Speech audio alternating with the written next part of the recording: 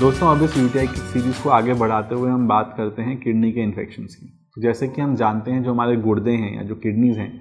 ये दो हिस्सों से बनती हैं। एक तो होते हैं वो हिस्से जो कि फ़िल्टर बनाते हैं किडनी का, और दूसरी होती है वो बड जो कि किडनी का कलेक्टिंग सिस्टम बनाती है। यानी जो फ़िल्टर होकर पेशाब बनता है, वो पेशाब एक पूरे मार्ग द्वारा नीचे जाके ब्लैडर तक पहुँचता है, और इसकी डेवलपमेंट अलग हिस्से से होती है। इसीलिए किडनी के इन दोनों हिस्सों के इन्फेक्शंस के अलग अलग नाम हैं, और इनका ट्रीटमेंट भी काफ़ी हद तक अलग अलग होता है।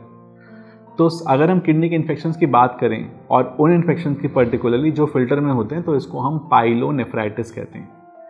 पाइलोनेफ्राइटिस का मतलब ये हुआ कि जो किडनी का गूदा है, यानी कि जो फिल्टर का पूरा सिस्टम बना हुआ है जिसको हम नेफ्रॉन्स जानते हैं,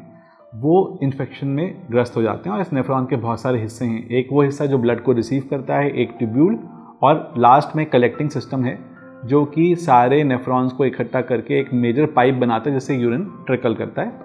और इस सभी गूदे के हिस्से में अगर कोई इन्फेक्शन हो तो उसको पाइलोनेफ्राइटिस कहते हैं।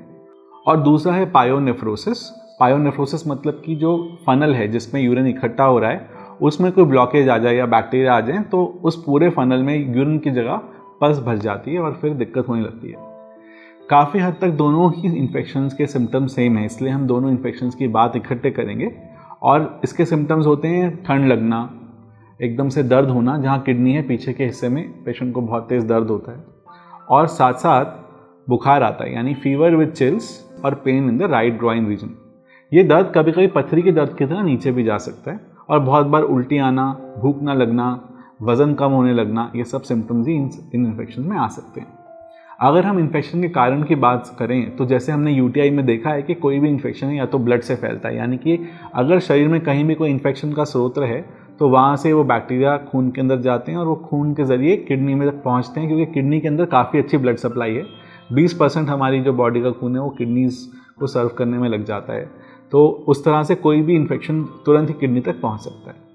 दूसरा इंपॉर्टेंट रीज़न हो सकता है कोई पथरी होना या ब्लॉकेज होना। अगर किडनी के सिस्टम में कोई पथरी है तो अपने आप से ही बैक्टीरिया को एक रहने की जगह मिल जाती है पथरी के अंदर या पथरी की सतह पर, और फिर ऐसे में जब भी इम्यूनिटी डाउन होती है तो ये बैक्टीरिया जो है पनपने लगते हैं। कभी कभी ये पथरी जब यूरिन के पाइप में फंस जाती है तो भी ये यूरिन में ब्लॉकेज कर सकती है, और वहाँ बैक्टीरिया फिर आराम से हंसने खेलने लग जाते हैं, और धीरे धीरे वो काफ़ी सारी पस प्रोड्यूस करते हैं, जिसकी वजह से इन्फेक्शंस फिर पूरे ब्लड में ही फैल सकते हैं। तीसरा इंपॉर्टेंट कारण इस तरह के इन्फेक्शन होने का है अगर कोई ऐसे पदार्थ लिए जाएँ, कोई दवाइयाँ हों जो कि इस फंक्शन को इम्पेयर कर सकें, या वहाँ पे नेक्रोसिस करें ट्यूब्यूल्स का, यानी कि कोई टॉक्सिन्स हों, यानी कि जहरीली दवाइयाँ हो सकती हैं या जहरीले पदार्थ हो सकते हैं या ड्रग्स हो सकते हैं। इस तरह की चीज़ें भी किडनीज को काफ़ी डैमेज कर सकती हैं। दोस्तों, अब ये इन्फेक्शन एक बार बन जाए, और स्पेशली अगर ब्लॉकेज हो या पेशेंट की इम्यूनिटी डाउन हो, जैसे कि वो इम्यूनो कॉम्प्रोमाइज्ड हो, HIV हो, एड्स हो, स्टेरॉइड्स पे हों, या फिर किसी और तरह की बीमारियां हो जिसमें इम्यूनिटी लो होती है, या फिर अगर किसी स्टेरॉइड नामक कोई दवाई पे हों, या शुगर के पेशेंट हो, इन सभी में भी इन्फेक्शन बहुत जल्दी किडनी पकड़ लेती है। और ऐसे में फिर उनको संभालने का एक ही तरीका होता है कि फटाफट से कारण समझा जाए कि ये बैक्टीरियल इन्फेक्शन है या वायरल इन्फेक्शन है, और क्यों ये एकदम शुरू हो गया, क्या कोई पथरी आके अटक गई, या शुगर बहुत ख़राब हो गई, या दवाइयाँ कुछ ऐसी ले ली गई। तो अगर सही कारण को पकड़ लें और फिर टाइम से हम एंटीबायोटिक्स को शुरू करें तो फिर इसका इलाज बड़ा आसान होता है। आमतौर पे अगर ये सिर्फ पाइलोनेफ्राइटिस है और कोई ब्लॉकेज नहीं है तो ऐसे में हम सिर्फ दवाइयाँ देते हैं, जो कि या तो खाने से हो सकती हैं, लेकिन अगर बहुत ज़्यादा इन्फेक्शन बॉडी में फैला हो तो हम काफ़ी बार नस के द्वारा भी ये दवाइयाँ दे सकते हैं।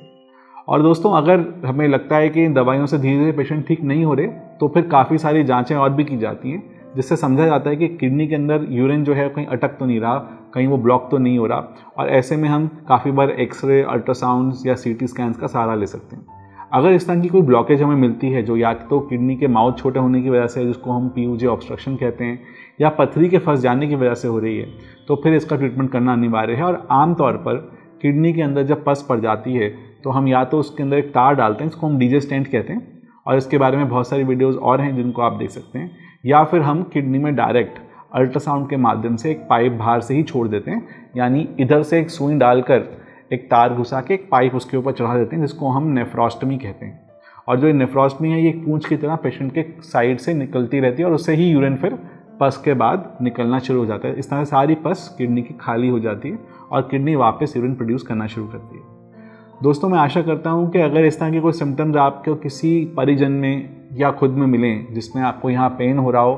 बुखार ठंड से आ रहा हो, तो आप यूटीआई के एडवांस फॉर्म को, जिसको पायलोनेफ्राइटिस कहते हैं या पायोनेफ्रोसिस कहते हैं, इसके बारे में सोचेंगे और तुरंत एक यूरोलॉजिस्ट की सलाह लेंगे और फटाफट अपना ट्रीटमेंट शुरू करेंगे।